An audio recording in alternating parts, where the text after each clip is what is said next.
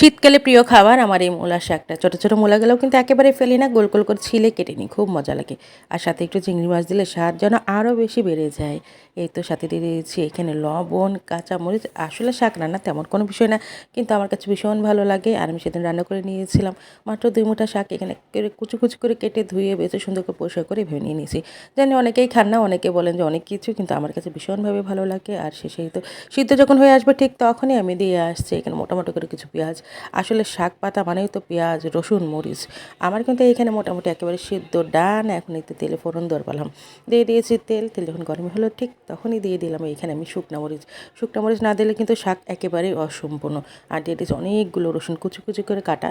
রসুনগুলো দিয়ে যখন একেবারে গোল্ডেন কালার হয়ে যাবে তখন কিন্তু আমি খুব সুন্দরভাবে নেড়ে চেড়ে সিদ্ধ শাকগুলো দিয়ে দেবো। রান্নাটা খুব একটা কঠিন না, কিন্তু আসলে সবচেয়ে বড় কথা কি ভালো লাগার বিষয়। যার যেটা ভালো লাগে সে কিন্তু শত কষ্ট করে হলেও খায়। অনেকের কাছে গন্ধ লাগে, অনেকের কাছে অনেক কিছু, অনেকের কাছে বায়ু দূষণ। যাই হোক, মজা করলাম সেটা কোনো কথা না।